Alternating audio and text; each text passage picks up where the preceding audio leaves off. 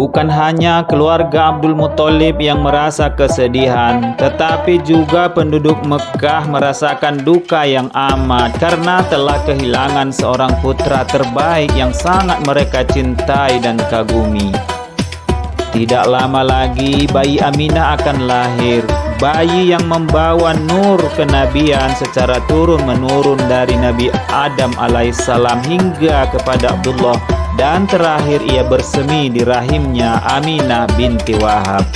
Itulah yang kelak ditakdirkan Allah menjadi orang besar yang mengubah perjalanan sejarah dunia, penghulu para nabi Khatamul Anbiya Muhammad Rasulullah sallallahu alaihi wasallam. Sahabat LH Inspiratif, silakan dukung channel ini dengan menekan tombol like dan subscribe. Terima kasih. Bismillahirrahmanirrahim. Alhamdulillahirabbil alamin. Allahumma shalli ala Muhammadin wa ala alihi wa ashabihi ajma'in. Saudaraku, Nabi Muhammad sallallahu alaihi wasallam adalah keturunan dari Nabi Ibrahim alaihissalam melalui putranya Nabi Ismail alaihissalam. Berikut adalah silsilah beliau. Ibrahim alaihissalam punya anak bernama Ismail alaihissalam. Ismail alaihissalam punya anak bernama Nabat. Nabat punya anak bernama Yasuba. Yasuba punya anak bernama Ya'ruba. Ya'ruba punya anak bernama Tairah. Tairah punya anak bernama Nahur. Nahur punya anak bernama Muqawim. Muqawim punya anak bernama Udda. Udda punya anak bernama Adnan. Adnan punya anak bernama Ma'ad. Ma'ad punya anak bernama Nizar. Nizar punya anak bernama Mudar. Mudar punya anak bernama Ilyas. Ilyas punya anak bernama Mudrikah atau Amr. Mudrikah punya anak bernama Khuzaimah. Khuzaimah punya anak bernama Kinanah. Kinanah punya anak bernama An-Nadar. An-Nadar punya anak bernama Malik. Malik punya anak bernama Fihr. Fihr punya anak bernama Ghalib. Ghalib punya anak bernama Lu'ay. Lu'ay punya anak bernama Ka'ab. Ka'ab punya anak bernama Murrah. Murrah punya anak bernama Kilab. Kilab punya anak bernama Qusay. Qusay punya anak bernama Abdumanaf atau Mughirah. Abdumanaf punya anak Hashim atau Umar. Hashim punya anak Abdul Muthalib atau Syaibah. Abdul Muthalib punya anak Abdullah. Nah, Abdullah punya anak, itulah baginda Muhammad sallallahu alaihi wasallam. Salah seorang nenek moyang Nabi Muhammad sallallahu alaihi wasallam bernama Hashim bin Abdul Manaf. Wibawa dan kepribadiannya sangat menawan setiap orang yang melihatnya. Karena di dalam dirinya ternyata ada nur, cahaya sang penghulu para nabi yang kelak lahir dari keturunannya. Ia adalah pemuka masyarakat dan secara ekonomi ia juga termasuk orang yang berkecukupan. Hashim adalah pemimpin kota Mekah. Masyarakat Mekah sangat menghormati dan mematuhi perintahnya.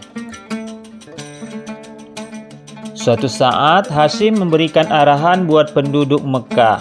Ia berkata, "Wahai penduduk Mekah, aku akan membagi perjalanan kalian menurut musim. Jika musim dingin tiba, pergilah berdagang ke Yaman yang hangat. Dan jika musim panas tiba, giliran kalian pergi ke Syam yang sejuk." Demikian keputusan Hashim. Maka setiap musim dingin tiba, masyarakat Mekah pun pergi berdagang ke Yaman. Dan jika musim panas tiba, mereka berdagang ke Syam.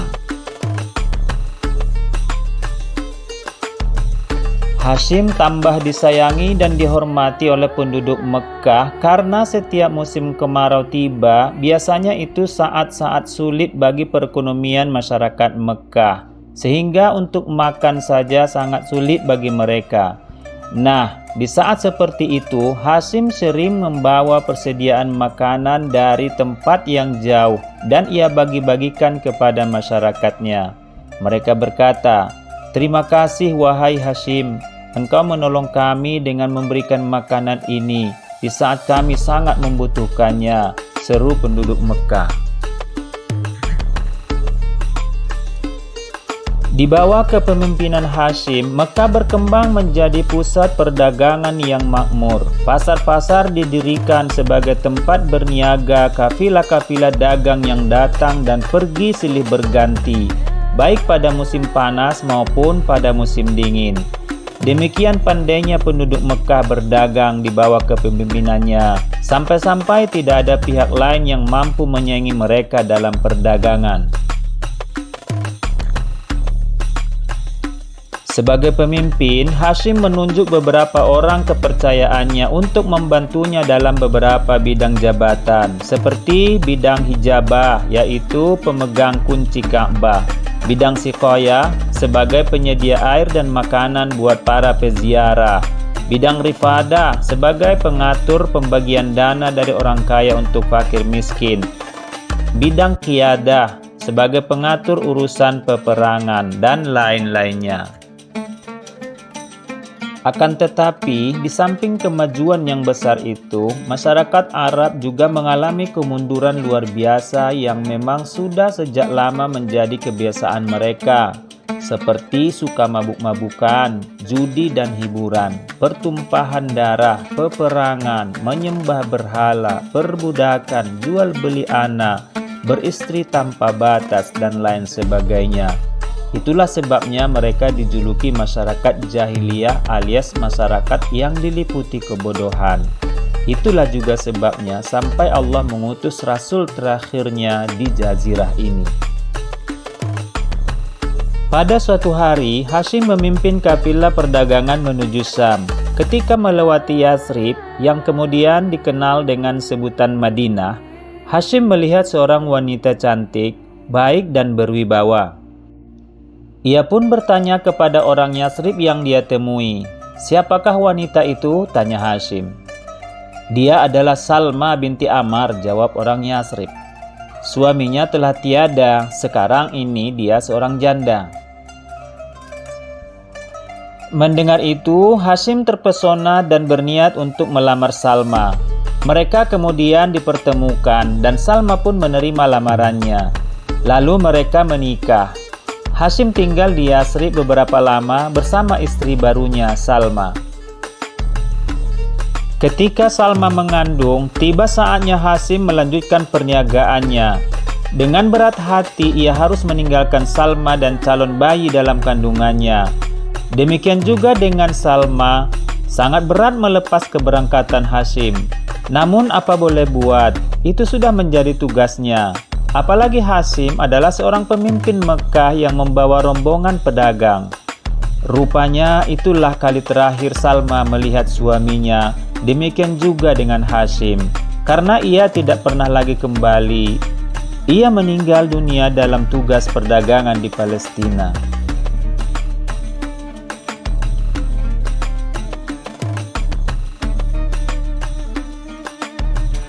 Beberapa bulan kemudian, Salma melahirkan seorang anak laki-laki yang kemudian diberi nama dengan Syaibah.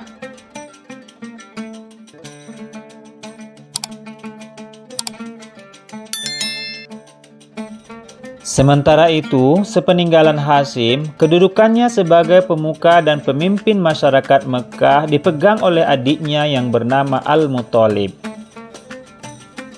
Al-Muthalib juga seorang laki-laki terpandang yang dicintai penduduk Mekah. Penduduk Quraisy menjulukinya dengan sebutan Al-Fayyad yang berarti sang dermawan. Suatu hari Al-Muthalib mendengar bahwa Syaibah, keponakannya yang tinggal di Yathrib, sudah tumbuh remaja. "Aku harus menemui dan membawanya ke Mekah," pikir Al-Muthalib. "Dia adalah anak kakakku. Dulu ayahnya adalah pemuka dan pemimpin di Mekah ini. Maka dia harus pulang untuk melanjutkan kekuasaan ayahnya menggantikan aku," gumamnya. Lalu Al-Muthalib pun pergi ke Yathrib untuk menjemput Syaibah. Setibanya di rumah Salma, begitu melihat Syaibah, dia tersentak sambil bergumam, "Wah, anak ini benar-benar mirip Hashim kakakku." Dia pun mengajak Syaibah pulang ke Mekah. Setelah bercengkerama, ia berkata, "Mari nak, ikut paman ke Mekah ya," kata Al-Muthalib sambil memeluk keponakannya itu. Lalu Syaibah menjawab, "Sebenarnya saya mau saja paman, tetapi jika ibu tidak mengizinkan, aku akan tetap tinggal di sini bersama ibuku," jawab Syaibah. Adapun nama Syaibah diberikan karena ada rambut putih atau uban di kepalanya sejak dia kecil. Selain Syaibah, Hashim telah memiliki 4 putra dan 5 putri yang tinggal di Mekah. Lalu Al-Muthalib pun meminta kepada Salma agar mengizinkan putranya dibawa dan tinggal di Mekah. "Tidak, aku tidak akan membiarkannya pergi," jawab Salma. "Dia buah hatiku satu-satunya. Wajahnya lah yang senantiasa mengingatkan aku akan wajah ayahnya." "Aku juga menyayangi Hashim," jawab Al-Muthalib. "Bukan cuma aku, tetapi penduduk kota Mekah juga menyayangi dan mengharapkan kehadirannya. Mereka pasti akan senang sekali menyambut kedatangan putra Hashim." Begitu melihat wajah anak ini, rasa sayangku timbul kepadanya. Seolah-olah aku melihat Hashim hidup kembali dan berdiri di hadapanku. Izinkanlah aku membawanya pergi. Sesungguhnya Mekah adalah kerajaan ayahnya, dan Mekah adalah tanah suci yang dicintai oleh seluruh bangsa Arab. Tidakkah pantas putramu pergi ke sana dan melanjutkan pemerintahan ayahnya? Salma memandang Syaibah dengan mata berkaca-kaca. Hatinya ingin agar putranya satu-satunya itu tetap tinggal di sisinya. Namun ia tahu masa depan Syaibah bukan di Yathrib, melainkan di Mekah. Akhirnya ia pun mengangguk. "Baiklah, kuizinkan ia pergi. Silakan bawa Syaibah." Dengan amat gembira, Al-Muthalib mengajak keponakannya itu pulang. Lalu mereka pun berangkat. Dengan hati berat dan sedih, Salmah melepas kepergian anak satu-satunya itu. Syaibah duduk memboncengi unta di belakang pamannya.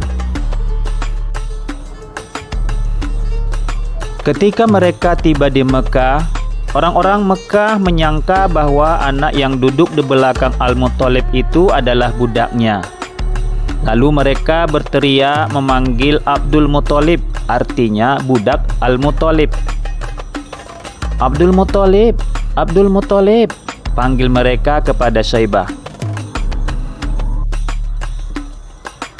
"Celaka kalian, dia bukan budakku. Dia Syaibah, anak saudaraku Hashim," sahut Al-Muthalib. Syaibah pun tumbuh berkembang. Namun orang-orang sudah terlanjur menyebutnya dengan sebutan Abdul Muthalib, sehingga tersebar demikian. Akhirnya nama Syaibah pun terlupakan, berganti dengan Abdul Muthalib. Ternyata kepadanya cahaya, nur sang Rasul terakhir diturunkan dari Hashim. Dialah kelak yang menjadi kakek Nabi Muhammad SAW. Setelah tumbuh dewasa, Abdul Muthalib pun menjadi seorang pemuka Mekah yang dihormati dan sangat disegani oleh penduduk Mekah, sebagaimana Hashim ayahnya.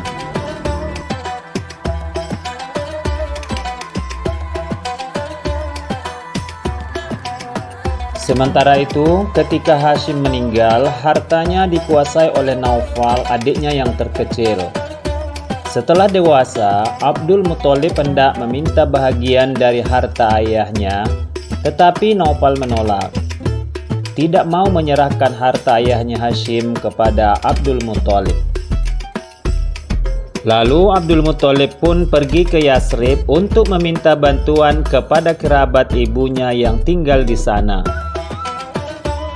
Karena keluarga ibunya, Salmah, juga merupakan orang terpandang di Yathrib, maka keluarganya dan para tokoh Yathrib pun bermusyawarah untuk mengutus pasukan ke Mekah guna menyelesaikan permasalahan Syaibah dengan pamannya mengenai harta peninggalan ayahnya Hashim. Mereka pun memutuskan mengirim 80 pasukan berkuda ke Mekah untuk menjumpai paman-paman Syaibah, terutama Naufal.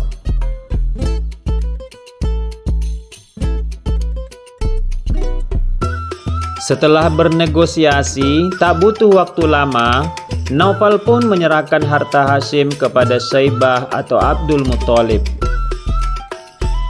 Kemudian Al-Muthalib menyerahkan kepemimpinan kota Mekah kepada Abdul Muthalib, keponakannya.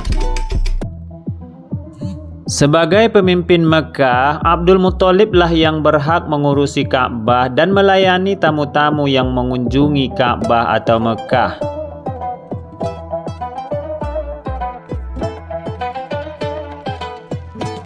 Pada masa kepemimpinannya, Abdul Muthalib melakukan sebuah pekerjaan luar biasa yang akan dikenang orang dan berjasa sepanjang masa.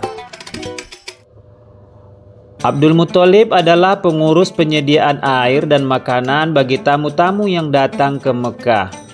Setelah ratusan tahun sumur Zam-Zam tertimbun, air harus didatangkan dari beberapa sumur yang terpencar-pencar di sekitar Mekah. Saat itu sumur Zam-Zam telah terkubur dan dilupakan orang selama ratusan tahun. Namun Abdul Muthalib tidak pernah lupa pada sejarah Mekah bahwa dulu pernah ada mata air yang menghidupi Mekah. Mata air yang memancar keluar dari kaki Ismail. Aku harus menemukannya, pikir Abdul Muthalib. Aku harus menemukan kembali sumur Zam-Zam yang telah dilupakan orang itu. Apalagi aku bertanggung jawab untuk menyediakan air dan makanan bagi penduduk Mekah dan tamu-tamu yang datang dari luar. Pikiran seperti itu tidak pernah hilang dari benaknya. Aku harus menemukannya. Aku harus menemukannya, gumam Abdul Muthalib. Setelah itu, Abdul Muthalib mengambil tembilang, semacam alat untuk menggali bertangkai panjang, dan memanggil putra sulungnya, Haris, temani ayah mencari dan menggali kembali sumur Zam-Zam. Haris pun mengangguk. Iya ayah, katanya. Kemudian mereka mulai mencari di mana letak mata air Zam-Zam berada. Setelah beberapa kali mencoba menggali di beberapa tempat, sumur Zam-Zam tidak juga ditemukan. Ayah, mungkin sumur Zam-Zam memang telah hilang, kata Haris. Tidak nak, ayah yakin sumur itu masih ada. Kita harus menemukannya. Orang-orang Mekah akan hidup lebih baik jika sumur Zam-Zam itu ada di tangan kita, kata Abdul Muthalib. Dengan gigih, keduanya pun terus mencari dan menggali di mana sumur Zam-Zam berada. Orang-orang Quraisy, penduduk Mekah, melihat perbuatan mereka dengan heran dan berkata, "Wahai Abdul Muthalib, mengapa engkau masih terus menggali? Bukankah dulu nenek moyang kita, Mudzaz bin Amr, sudah pernah menggalinya, tapi tidak berhasil?" Abdul Muthalib menaruh tembilangnya dan duduk. Iya, betul. Dulu Mudzaz bin Amr, mertua Nabi Ismail alaihissalam, pernah mencoba menggali Zam-Zam, tapi tidak berhasil. Padahal saat itu Mudzaz telah mempersembahkan sesaji berupa pedang dan pelana berpangkal emas agar sumur Zam-Zam ditemukan, tetapi tetap tidak ditemukan.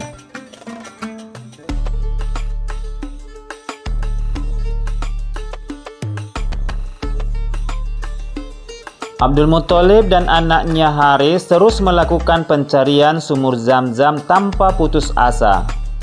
Suatu malam dengan tubuh lelah, Abdul Muthalib tertidur. Tiba-tiba dalam tidur dia bermimpi mendengar suara yang bergema berulang-ulang. Temukan sumur Zam-Zam itu wahai Abdul Muthalib. Temukan sumur Zam-Zam, temukan. Pagi harinya Abdul Muthalib terbangun dengan keyakinan dan semangat baru. Esok harinya, dia mengajak Haris kembali mencari dan menggali lebih giat. Sampai-sampai sebagian orang Quraisy yang melihatnya mulai khawatir. Ada juga yang mencela dan bahkan menertawai. Ada yang berkata, "Kasihan Abdul Muthalib, mungkin dia sudah kehilangan akal sehatnya," kata mereka satu sama lain. Suatu hari ketika mereka sedang menggali di antara berhala Ishaq dan Na'ilah, air pun membersit. "Air, Haris, lihat ada air," seru Abdul Muthalib saking kagetnya. "Ayo kita gali terus ayah, ayo gali terus." Ketika mereka menggali lebih dalam, air pun semakin banyak terlihat. Dan tampaklah pedang-pedang dan pelana emas yang pernah ditaruh oleh Mudzat bin Amr dahulu.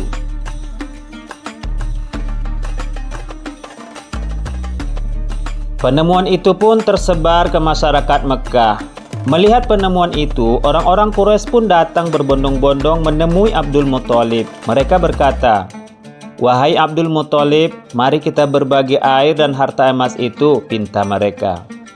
"Tidak. Tetapi marilah kita mengadu nasib di antara aku dan kamu sekalian dengan permainan qid atau anak panah. 2 anak panah buat Ka'bah, 2 buat aku, dan 2 buat kalian. Kalau anak panah itu keluar, dia mendapat bagian. Kalau tidak, dia tidak mendapat apa-apa." Usul ini pun disetujui masyarakat. Jurukid mengundinya di tengah-tengah berhala di depan Ka'bah. Ternyata anak panah Quraisy tidak ada yang keluar. Maka pemenangnya adalah Abdul Muthalib dan Ka'bah. Abdul Muthalib pun disetujui menjadi penguasa sumur Zam-Zam. Oleh karena itu, Abdul Muthalib dapat meneruskan tugasnya mengurus air dan keperluan para tamu Mekah setelah sumur Zam-Zam memancar kembali.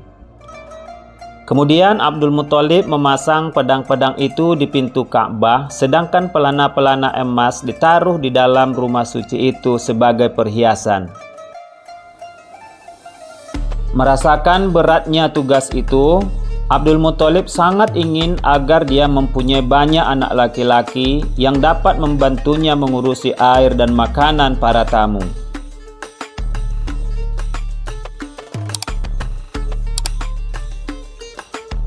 Lalu Abdul Muthalib bernazar, "Kalau saja aku mempunyai 10 anak laki-laki, kemudian setelah semuanya dewasa, aku tidak memperoleh anak lagi seperti ketika sedang menggali sumur Zam-Zam, maka salah seorang di antara 10 anak itu akan kusembelih di Ka'bah sebagai kurban untuk Tuhan."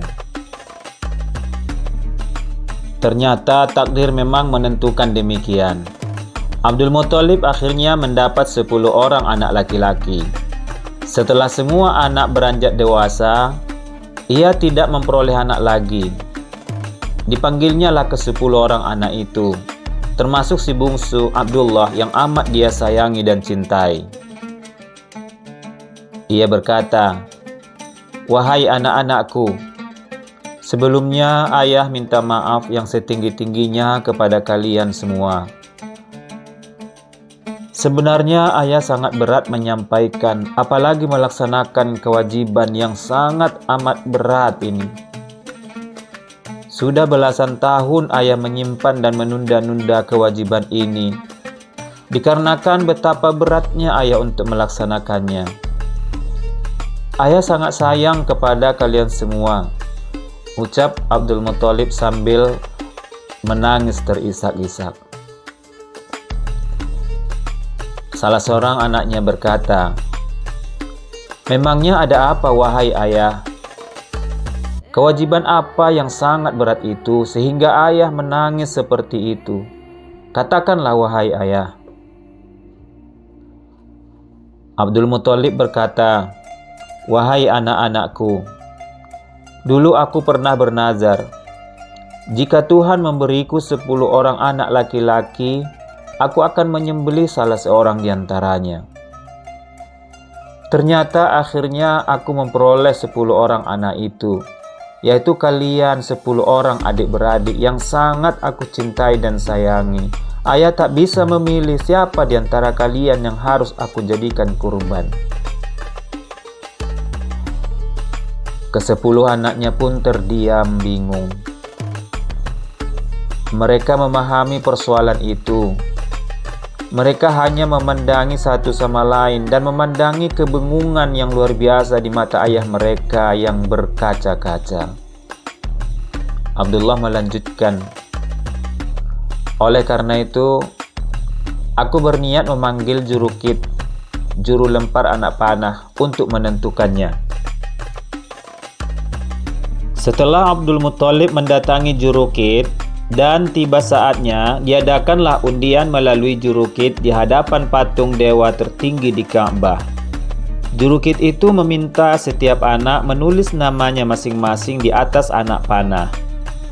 Kemudian, ia mengocok anak panah tersebut di hadapan berhala Hubal, lalu mengundinya. Dan nama yang keluar adalah Abdullah. Sontak hal itu membuat penduduk Mekah kaget dan menjadi buah pembicaraan di mana-mana. Karena Abdullah adalah pemuda yang disayangi dan sangat dihormati oleh penduduk Mekah. Karena melihat kebaikan, kesopanan, dan kewibawaannya. Betapa tidak, nur, cahaya kenabian sang penghulu para nabi ada pada diri Abdullah. Melihat hasil undian juru kit itu, serentak orang-orang dan pemuka Quraisy datang dan melarang Abdul Muthalib melakukan perbuatannya itu. Mereka pun menghadap Abdul Muthalib dan berkata, "Wahai Abdul Muthalib, batalkanlah keinginanmu itu. Mohonlah ampunan kepada Hubal supaya kamu bisa membatalkan nazarmu." Nah, sanggupkah Abdul Muthalib menyembelih anak kesayangannya itu? Apalagi tidak ada orang yang menyetujui niatnya itu.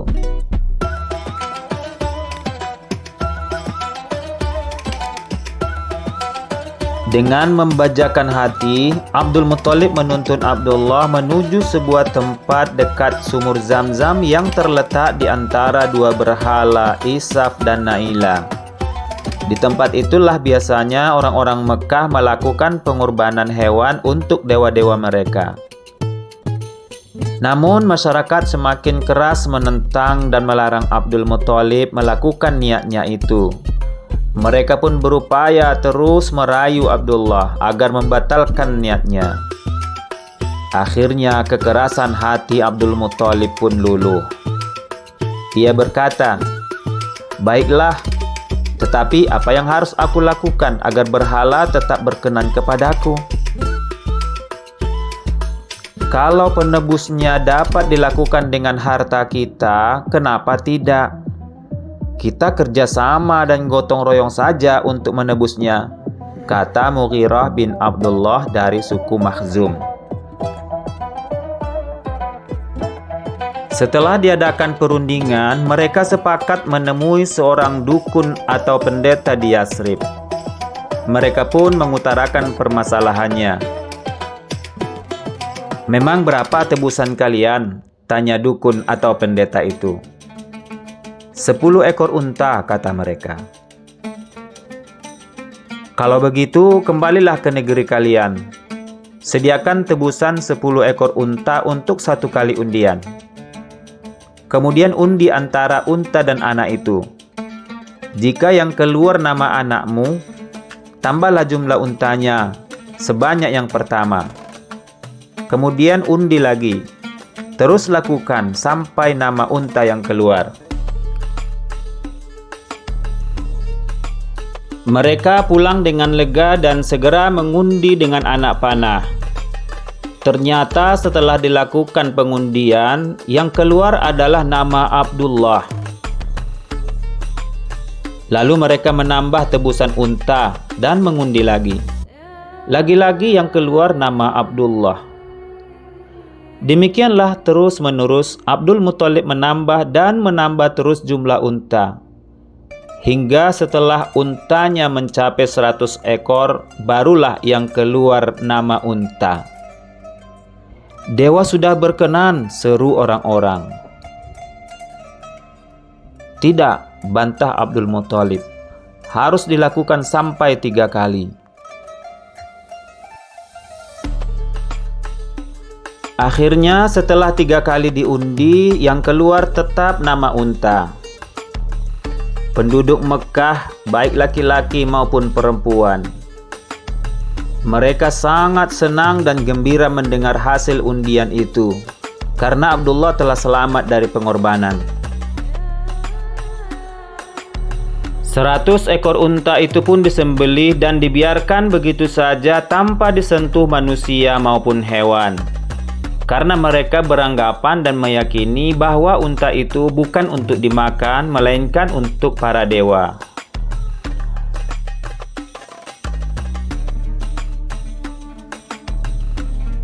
Abdullah pun tumbuh semakin dewasa dan berwibawa, serta semakin dikagumi oleh penduduk Mekah. Diriwayatkan dari Rasulullah bahwa beliau pernah bersabda, "Aku adalah anak 2 orang yang disembelih." Yang dimaksud oleh beliau adalah Nabi Ismail alaihissalam nenek moyangnya dan Abdullah ayahnya.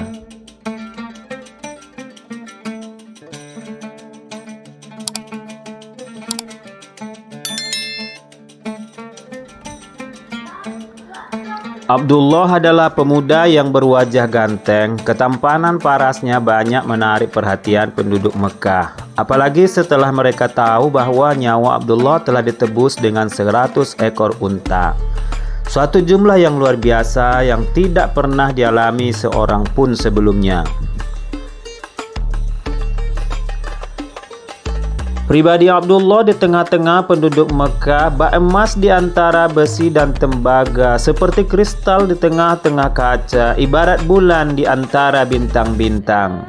Cahayanya begitu memancar, menarik pesona siapa saja yang memperhatikannya. Walaupun dia mengetahui penduduk Mekah mengagumi dan menghormatinya, namun kesopanan dan kewibawaan Abdullah tetap terjaga dengan baik. Setelah penebusan Abdullah, ia menjadi bahan perbincangan di kalangan masyarakat Mekah, terutama para gadis yang senantiasa memperbincangkan mengenai ketampanan, kesopanan, dan kemuliaan Abdullah. Ketampanan dan kebaikan Abdullah sangat terkenal luas di kota Mekah, sehingga para gadis sangat terpesona kepadanya. Hampir setiap wanita yang melihatnya langsung terpesona karena mereka melihat ada cahaya kemuliaan di mata Abdullah. Banyak di antara gadis-gadis Mekah yang ingin dipinang dan ingin supaya dilamar oleh Abdullah, seperti Ruqayyah binti Naufal, Fatimah binti Mur, Laila al-Adawiyah, dan lainnya. Suatu hari, Abdul Muthalib menggandeng tangan putranya Abdullah menuju rumah Wahab bin Abdul Manaf. Wahab mempunyai seorang putri bernama Aminah. Abdul Muthalib sudah sepakat dengan Wahab untuk menikahkan putra-putri mereka. Di tengah jalan, ada seorang gadis cantik menegur Abdullah.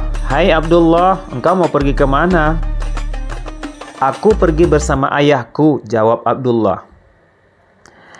Tanpa mempedulikan Abdul Muthalib, gadis itu berkata, "Kulihat engkau memang dituntun ayahmu, tak ubahnya seperti seekor unta yang akan disembelih.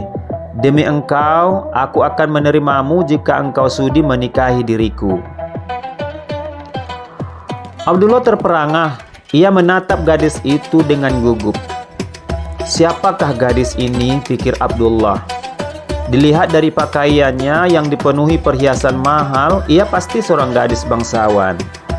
Matanya yang hitam memancarkan sinar yang teduh seperti yang biasa dimiliki gadis-gadis berperangai lemah lembut dan penuh kasih sayang. Apa yang harus aku katakan kepadanya, pikir Abdullah.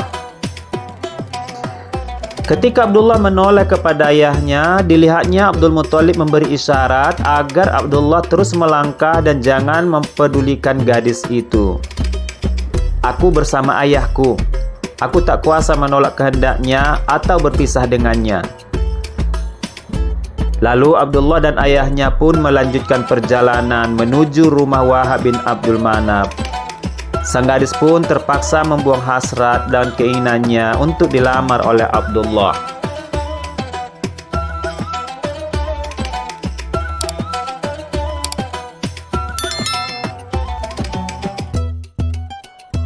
Nama ibu Nabi Muhammad SAW adalah Siti Aminah binti Wahab. Siti Aminah adalah sosok wanita mulia yang banyak dikagumi orang-orang Mekah pada masanya.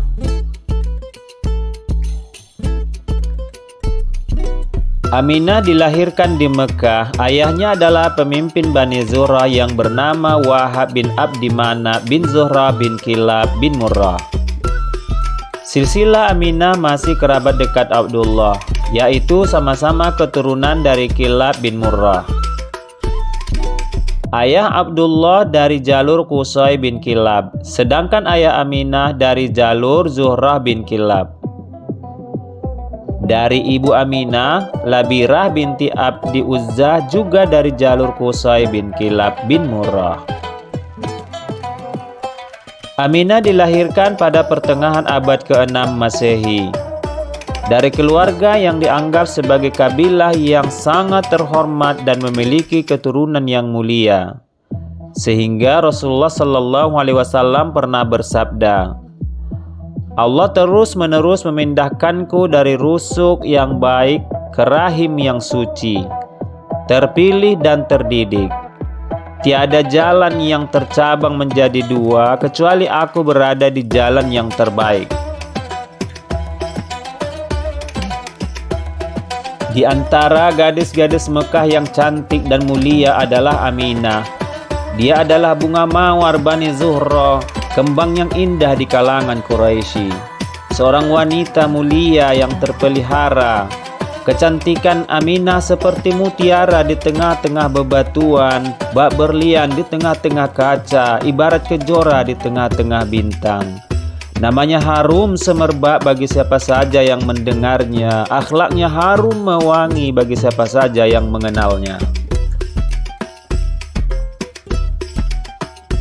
Aminah mempunyai berbagai sifat mulia, yakni ketakwaan, tutur kata yang baik, sikap santun, dan juga berjiwa sosial seperti ayahnya. Aminah adalah seorang wanita dari nasab mulia dan terpelihara diri dan martabatnya. Banyak pemuda Mekah yang mengagumi dan terpesona terhadap Aminah. Sekalipun banyak pemuda Mekah yang menaruh hati kepadanya, namun kebanyakan mereka merasa minder dan tak berani menyampaikan hasrat hatinya karena kemuliaan dan kewibawaan Aminah. Bintu Syati pernah berkata tentang Siti Aminah, masa kecilnya dimulai dari lingkungan paling mulia dan asal keturunannya pun paling baik. Ia memiliki kepribadian nasab dan ketinggian asal keturunan yang dibanggakan dalam masyarakat bangsawan yang sangat membanggakan kemuliaan nenek moyang dan keturunannya. Sebelum dinikahi oleh Abdullah pun, Abdul Muthalib mengatakan bahwa Aminah merupakan gadis yang baik. Abdul Muthalib berkata kepada Abdullah, "Wahai putraku, Aminah adalah seorang gadis yang baik, masih dari kerabat kita juga, dan tidak ada seperti dia di kota Mekah ini. Aku bersumpah demi keagungan dan kemuliaan Tuhan, bahwa di kota Mekah ini tidak ada gadis yang menyamainya, karena ia menjaga harga diri dan kehormatan, berakhlak mulia, berjiwa suci, cerdas, dan taat beragama." Allah sudah menentukan bahwa jodoh yang paling tepat untuk Abdullah adalah Aminah binti Wahab. Aminah adalah gadis yang paling baik keturunan dan kedudukannya di kalangan suku Quraisy. Pernikahannya pun dilaksanakan dengan pesta yang sangat meriah, yang dihadiri oleh penduduk Mekah dari berbagai kalangan dan tokoh-tokoh berbagai suku. Karena ini merupakan pesta pernikahan bangsawan, yaitu dua insan terhormat dan dari nasab yang mulia, Bani Hashim dan Bani Zuhrah, Abdullah dan Aminah. Setelah Abdullah menikah dengan Aminah, banyak para gadis Mekah yang kecewa dan patah hati terhadapnya, dan mereka melihat kalau cahaya di mata Abdullah yang selama ini memancar bersinar kini tak ada lagi karena telah berpindah kepada Aminah. Cahaya itu telah berpindah-pindah secara turun-temurun dari sulbi ke sulbi. Dari Sidratul Muntaha diturunkan kepada Nabi Adam alaihissalam, terus sampai kepada Nabi Ibrahim alaihissalam, kemudian kepada Nabi Ismail alaihissalam. Semakin diturunkan, cahaya itu tampak semakin jelas, dan akhirnya cahaya itu sampai kepada Abdullah, sehingga cahaya itu sangat jelas terlihat pada matanya. Di samping kemuliaan nasabnya, cahaya itu menjadi daya tarik istimewa pada Abdullah.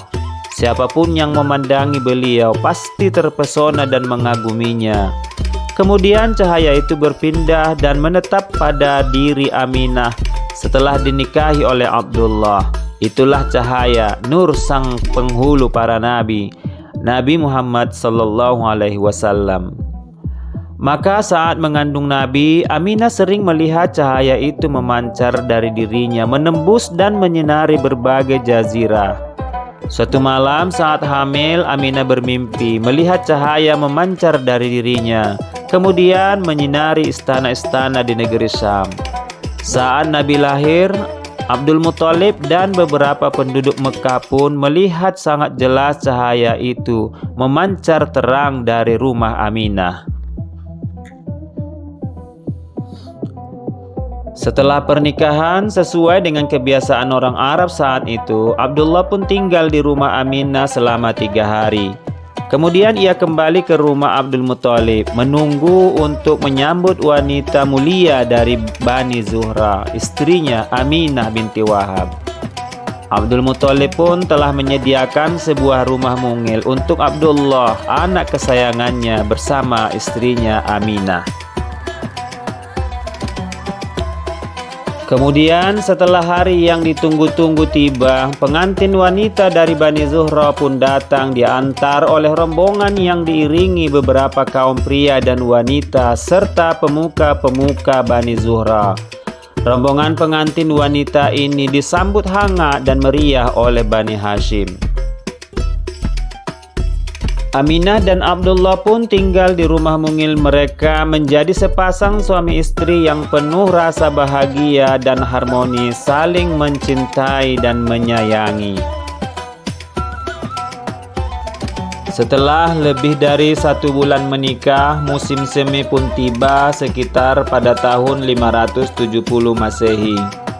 Batang-batang gandum di Yaman tumbuh menjulang tinggi. Dedaunan kurma di Taif kembali bersemi. Sementara itu, padang-padang rumput dipenuhi harum bunga-bunga yang tumbuh di kebun-kebun. Bagi penduduk Mekah, musim semi adalah tanda kebebasan dan dimulainya lagi perdagangan musim panas ke Syria.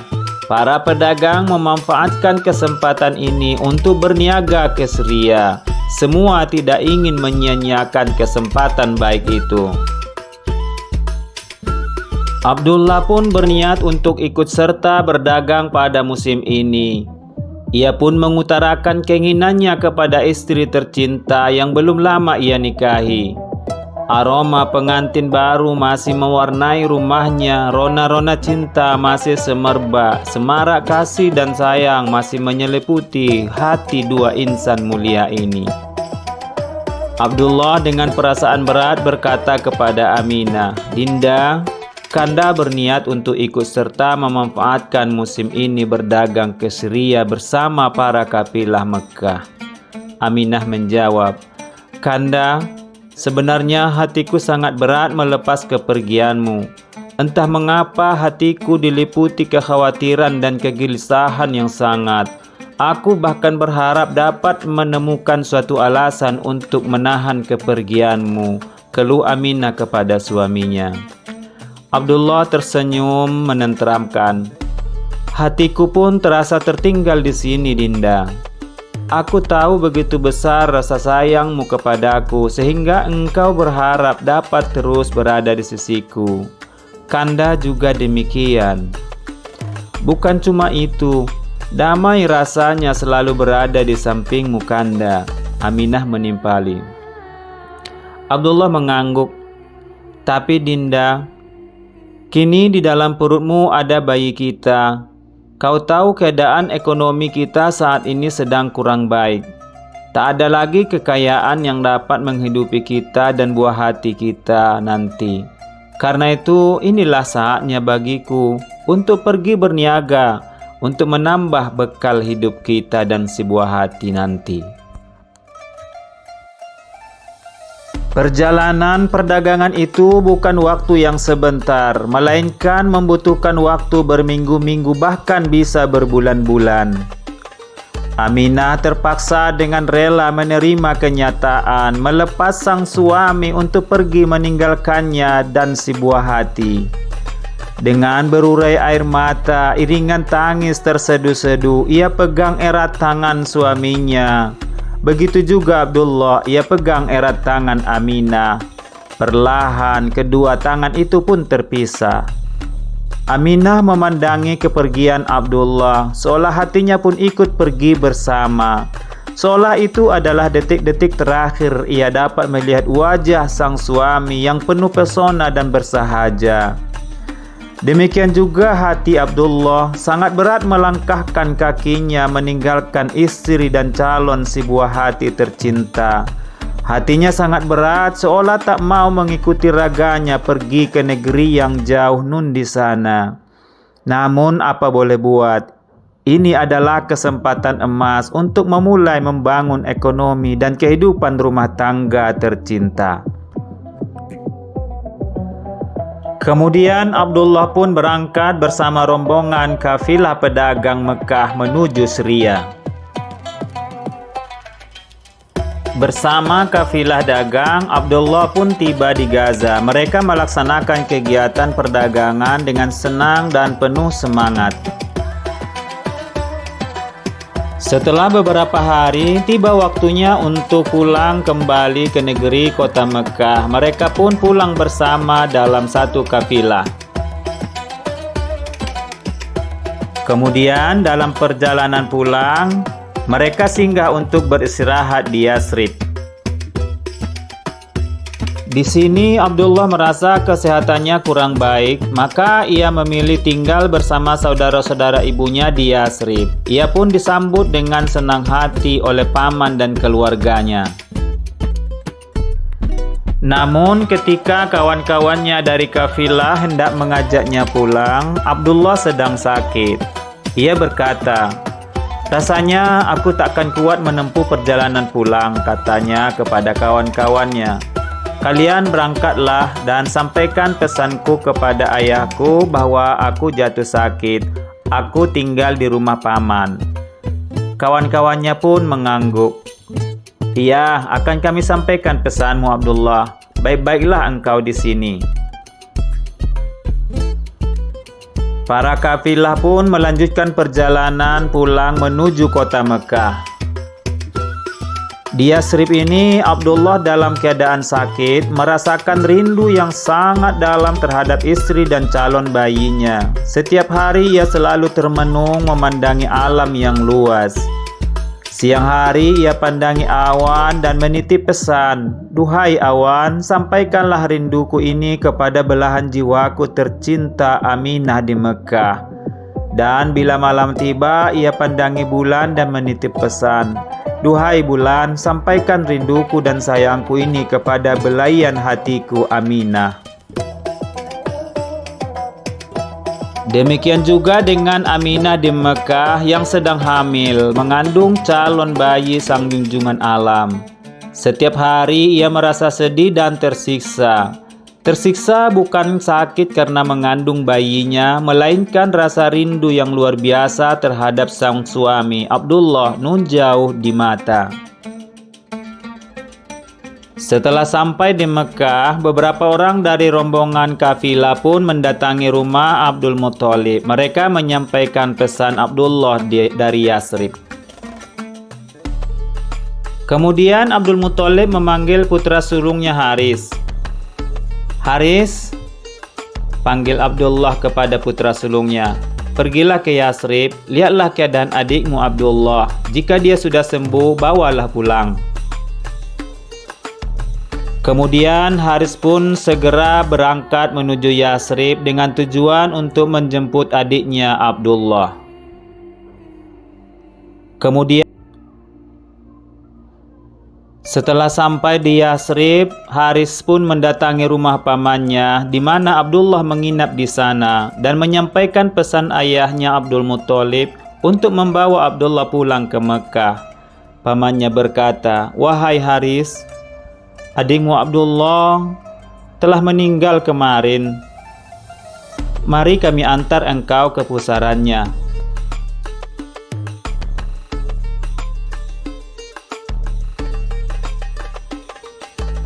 Haris pun dengan perasaan sedih dan duka yang amat dalam pulang kembali menuju Mekah membawa berita duka itu kepada keluarganya.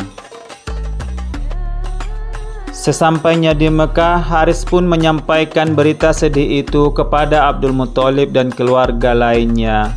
Melelehlah air mata di pipi Abdul Muthalib dan keluarga itu. Namun kesedihan yang paling berat dirasakan oleh Aminah. Apalagi di saat itu ia tengah menantikan kelahiran bayinya. Ia bergumam, "Selamat jalan suamiku, belahan jiwa dan ragaku. Hilanglah seluruh kebahagiaan hidupku bersamamu. Kini tinggallah aku sendiri yang hidup untuk melahirkan dan membesarkan bayi kita tanpa bersamamu." Bukan hanya keluarga Abdul Muthalib yang merasa kesedihan, tetapi juga penduduk Mekah merasakan duka yang amat karena telah kehilangan seorang putra terbaik yang sangat mereka cintai dan kagumi. Tidak lama lagi bayi Aminah akan lahir, bayi yang membawa nur kenabian secara turun-menurun dari Nabi Adam alaihissalam hingga kepada Abdullah, dan terakhir ia bersemi di rahimnya Aminah binti Wahab. Itulah yang kelak ditakdirkan Allah menjadi orang besar yang mengubah perjalanan sejarah dunia, penghulu para nabi, khatamul anbiya, Muhammad Rasulullah sallallahu alaihi wasallam. Saudaraku, demikian sejarah silsilah Rasulullah sallallahu alaihi wasallam hingga kedua orang tua beliau. Nah, bagaimana kisah beliau selanjutnya? Silakan simak video berikutnya pada bagian kedua. Sahabat LH Inspiratif, silakan dukung channel ini dengan menekan tombol like dan subscribe. Terima kasih.